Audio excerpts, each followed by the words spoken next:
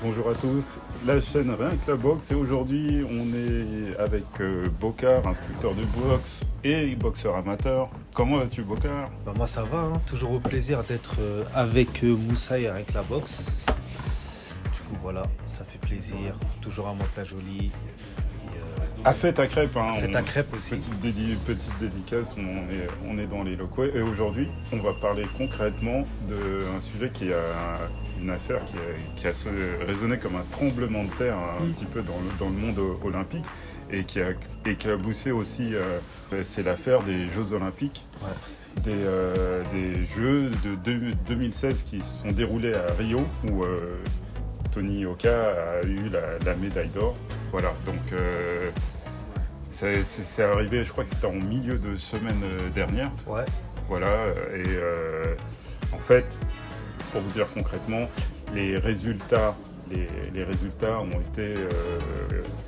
il y a des résultats qui ont pas eu lieu d'être, qui auraient dû être pas en la faveur de Tony Yoka.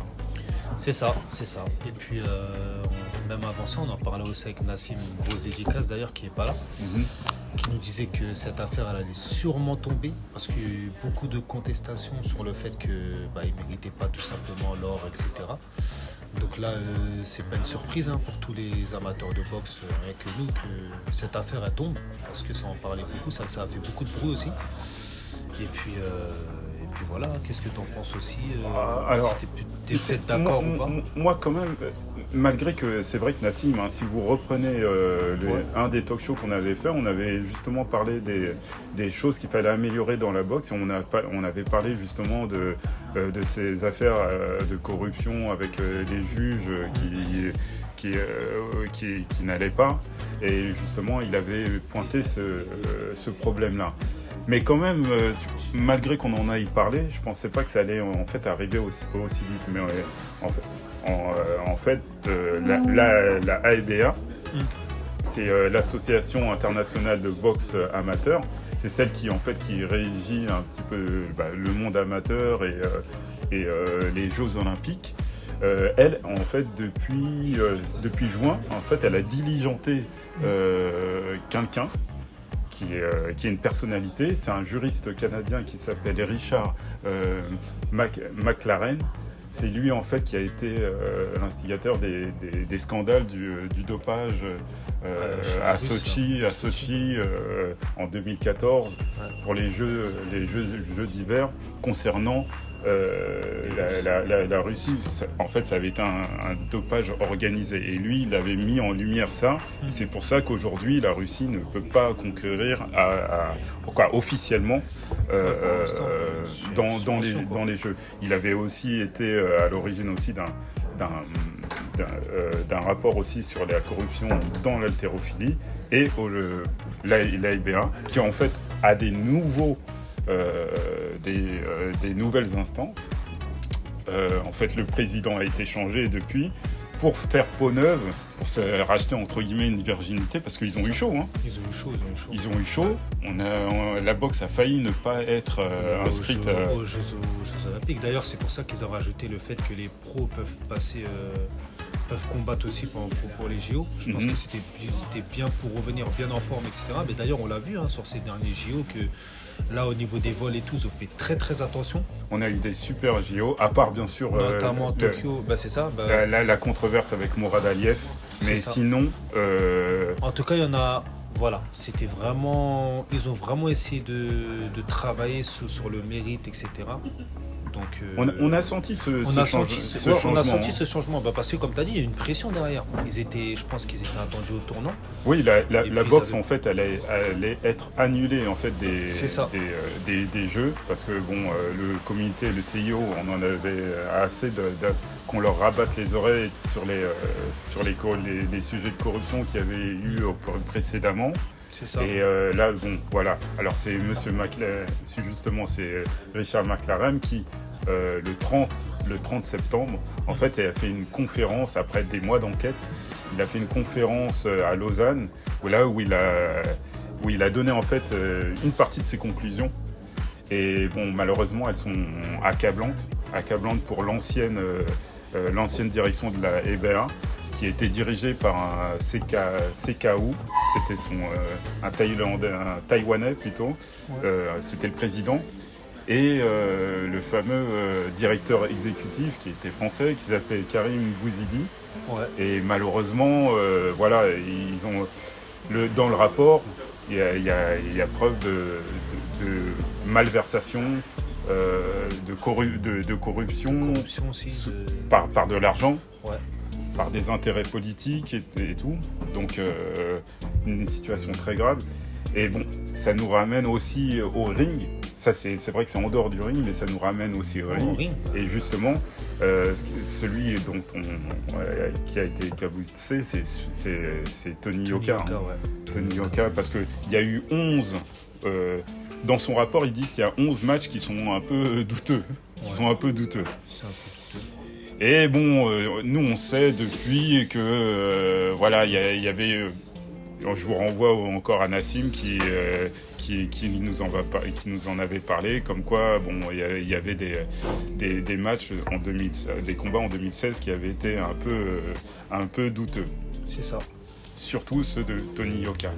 Et pour ne parler que de mon ressentiment, hein, justement, on va parler justement de ces deux combats. Moi, j'avais toujours eu un sentiment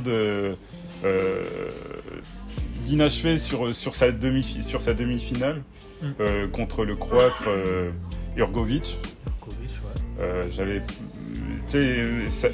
en fait, j'ai jamais revu le combat en fait. Depuis, j'ai jamais revu le combat. Mais depuis ces accusations, on a fait l'effort de regarder le combat, et c'est vrai que voilà, Tony Yoka, franchement, on n'enlève rien de ses qualités de boxe.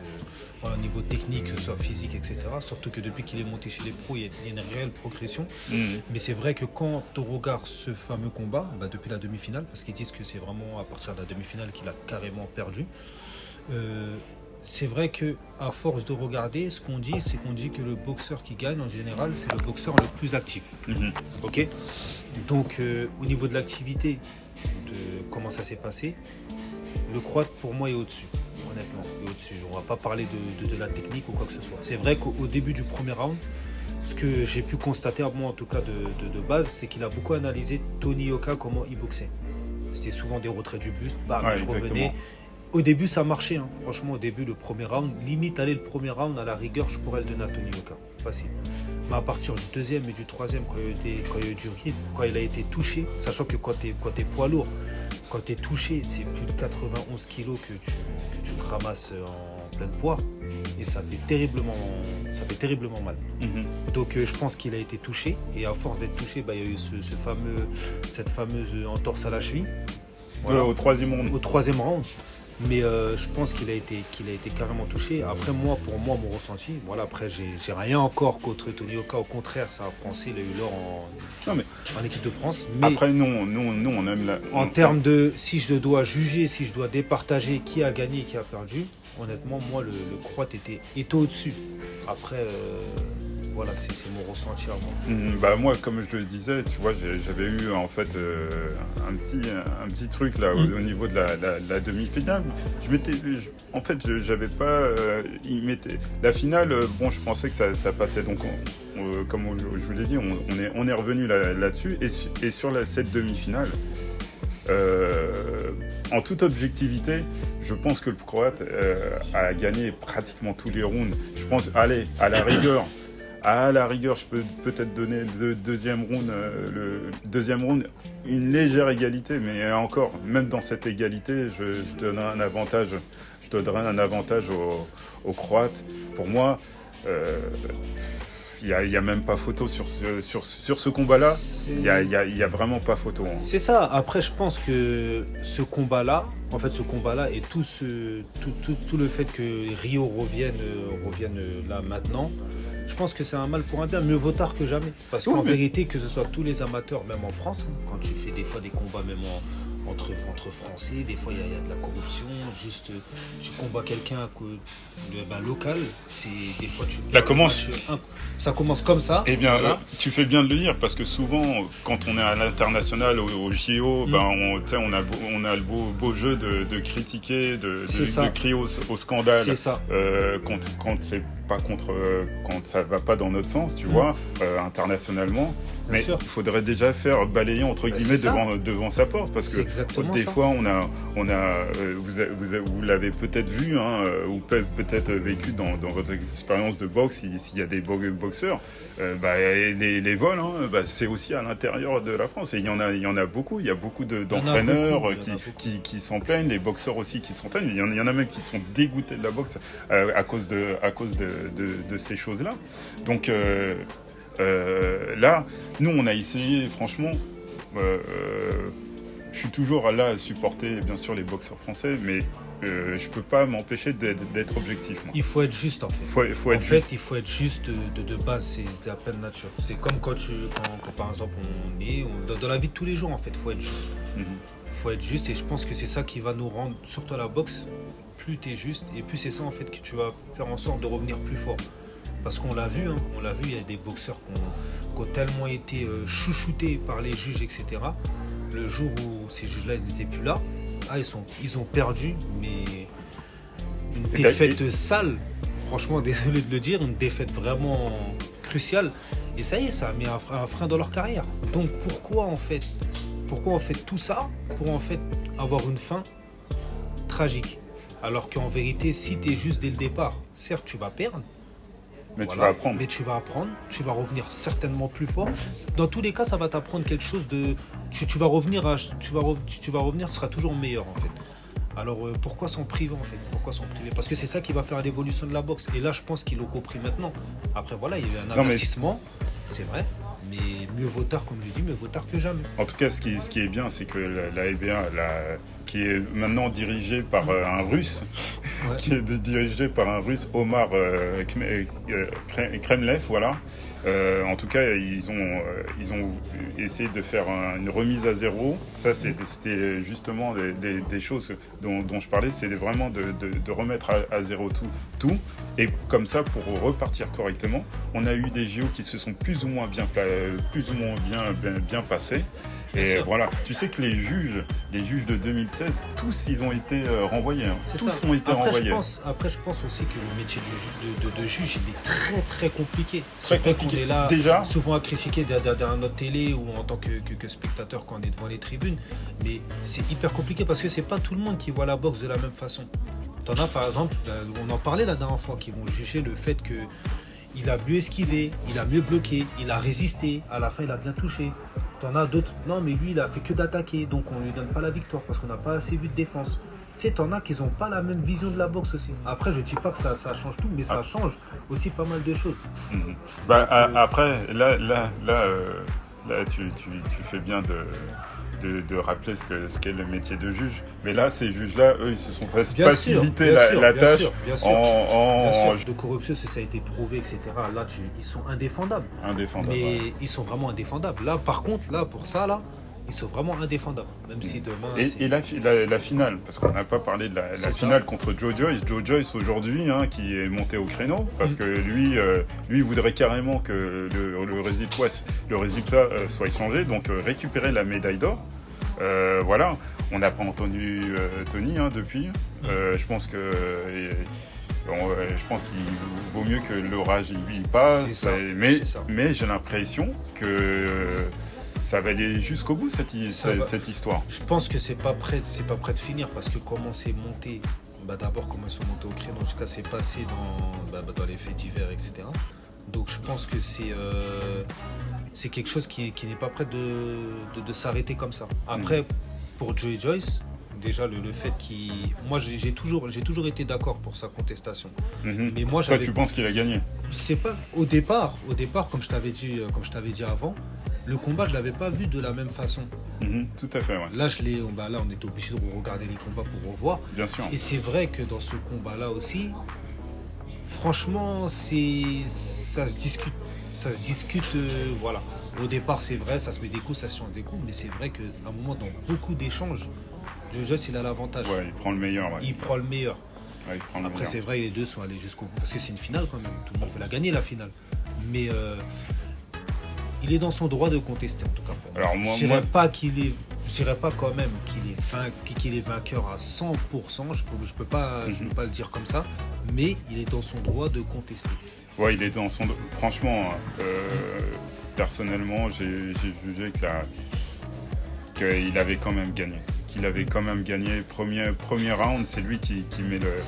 Certes, c'est vrai qu'il touche dans les gants. Il a commencé, ouais, Tony est plus précis. Donc c'est un round qui est assez difficile quand même à départager. Ouais. Je pense que le second round, je le donnerais plutôt à Tony Yoka. Mais le troisième round, je le donne définitivement à Joe Joyce. Donc, sur l'ensemble du combat, personnellement, je pense que Joe Joyce, il a gagné. Je pense qu'il a eu une décision très généreuse. Et bon, je vous parle même pas de la demi-finale où je pense que Hrgović, il prend carrément les trois rounds. Bah, le problème de ça, c'est pourquoi ça se focalise sur sur Tony Yoka et sur les Jeux de Rio, parce que j'aimerais bien qu'on aille jusqu'au bout et qu'on aille par exemple jusqu'à Londres, parce que voilà, moi c'est ça. Anthony Joshua. Moi je parle de ça. Après je parle pas en tant que. En fait moi je veux faire l'avocat aussi. Hein. Je peux faire l'avocat parce que Tony Yoka, voilà. On peut le défendre quand même parce qu'il a représenté la France quand même, ne serait-ce qu'un tout petit peu. Si on doit le défendre, ne serait-ce qu'un tout petit peu. C'est normal. Voilà. Après, moi, je trouve qu'à Rio, en tout cas, Tony Yoka, moi, je trouve qu'à Rio, il a fait rêver quand même certains Français, etc. Ils ont quand même pris le drapeau de la France. On était contents qu'il y avait des boxeurs français. Tout ça a fait rêver. Même si les gens, ils ont pas trop regardé le combat, le fait qu'ils voient que or, surtout le couple en or et tout, c'était très beau à voir. Mm-hmm. Mais par contre, moi, si je dois revenir aux Jeux Olympiques, pour moi, qui a été flagrant et qui n'avait pas la victoire, elle était pas du tout, voilà, droite. C'est ceux de Rio. Non, ceux de Londres. Ceux de Londres avec Anthony Joshua qui a un quart de finale très douteux contre le neveu ou le neveu de Félix Savon. Après les prénoms, contre le Cubain et contre l'Italien en finale contre j'avais vu contre le Cubain, franchement. Non, mais franchement, contre le Cubain. C'était difficile. Mais quand je te dis qu'il n'a rien pris. Rien. Non mais rien pour de. Ouais, fallait juste qu'il. J'ai même pas. Bah tu vois là, avec Tony Yoka encore, on s'est dit bon, on va regarder encore les combats, mais là, honnêtement, j'ai pas besoin de les regarder. Franchement, c'est pas. Je vous dis pas ça. Bon, c'est vrai que je suis allé à Cuba, etc. Mais non. Mais en vérité, non, il gagne pas. Il gagne pas. À partir de là, il ne passe pas. Il passe pas. C'est voilà. Maintenant, après, c'est vrai qu'Anthony Joshua, voilà, il a quand même marqué au niveau professionnel, etc. Mais là, si, comme tu as dit, on doit parler de Rio, pourquoi on ne descendrait pas jusqu'à Londres ou même ceux d'avant? Oui, c'est ça. Parce que le vol, ça date pas depuis de Rio, en fait. En fait, je pense qu'un peu, voilà, Anthony Joshua, vu qu'il a prouvé beaucoup plus que Tony Yoka en professionnel, je pense qu'il peut esquiver tout ça, tu vois. Enfin. Mais bon. En tout cas, nous, ça a été notre sentiment en fait sur cette affaire-là. En tout cas, pour moi, c'est un bien qui va que les gens s'affairent à faire des enquêtes comme ça. Comme ça, au moins, ça va enlever toute cette corruption. Après, nous, en toute objectivité, en tant qu'amateurs de boxe, en tant que des personnes qui analysent aussi, on doit aussi de dénoncer en fait ce qui ne va, ce qui ne va pas. C'est pas parce que c'est un Français ou parce que c'est quelqu'un de notre famille qu'on doit se dire bon, c'est quelqu'un de notre famille ou c'est un Français, on doit le défendre, etc. Non, on doit être juste en fait. On doit être juste pour tout le monde, pour faire évoluer le sport, c'est important et pour que voilà tout le monde s'y retrouve en fait. C'est tout. Bah, nous, je vais vous mettre les liens justement des deux combats, de la finale et de la demi-finale. Faites-vous un avis. Justement, dans les commentaires, donnez-nous votre impression. Si vous avez bien aimé cette vidéo, n'hésitez pas bien sûr à liker, à partager, bien sûr à vous abonner. Bokar, je te remercie encore d'avoir pris un petit peu de temps avec nous, d'avoir discuté. On va se retrouver la semaine prochaine avec le fameux Wider contre Ferry 3. Et voilà, donc on fera le débrief. On va vous faire aussi nos pronostics. C'est nos pronostics qu'on va vous mettre là pendant cette semaine. En tout cas, je vous remercie et on vous dit à bientôt avec rien que la boxe.